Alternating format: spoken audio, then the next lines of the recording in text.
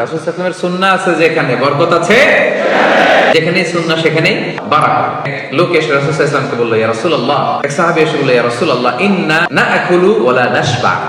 হে আল্লাহর রাসূল, আমরা খাই কিন্তু পেট ভরে না। তো সাহাবীরা কি মনে যা আসছে নবীরে বলে ফেলছে, ইয়া রাসূলুল্লাহ, ইন্না নাআকুলু ওয়া লা নাশবা। রাসূল, আমরা খাই কিন্তু পেট ভরে না। পেট ভরে না কেন? তো রাসূল সাল্লাল্লাহু আলাইহি ওয়াসাল্লাম দেখেন কি বলে। রাসূল সাল্লাল্লাহু আলাইহি ওয়াসাল্লাম বললেন, লাআল্লাকুম তাআকুলুনা মুতাফাররিকিন। মনে হয় তোমরা একা একা খাও, একসাথে খাও না।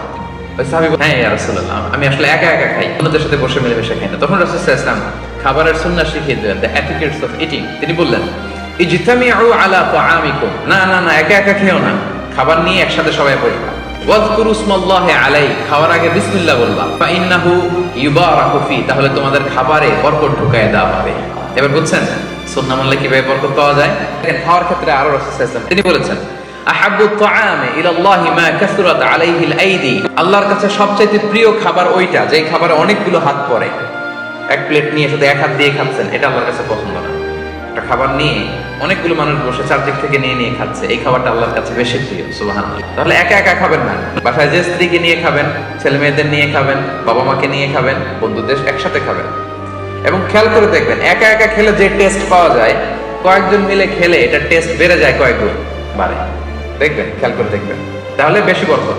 আবার রাসূল সাল্লাল্লাহু আলাইহি ওয়াসাল্লাম বলেছেন, আল বারাকাতু তানজিলু ওয়াসাতাত তাআম।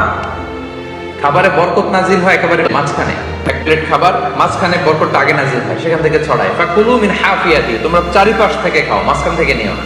ওয়ালা তাকুলু মিন ওয়াসাতি, মাঝখান থেকে উঠাবা না। তাহলে লেটস সে বিরিয়ানি আনা হলো এক বোল, আপনি যখন ডিস্ট্রিবিউট করবেন বা খাবেন, আপনি এক পাশ থেকে শুরু করবেন, করতে করতে করতে করতে মাঝখানে যাবেন। মাআমুল আরবা ইয়াকফিল আস-সামানিয়া, চারজনের খাবার 8 জনের হয়ে যায়। এটাই শিখেছে ইসলাম। আনলাম, তুমি একটু আমি একটু, ভাগ করে হয়ে গেছে খাবার।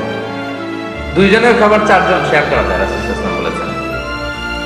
4 জনের খাবার 8 জন শেয়ার করা যায়। আলহামদুলিল্লাহ পড়েন।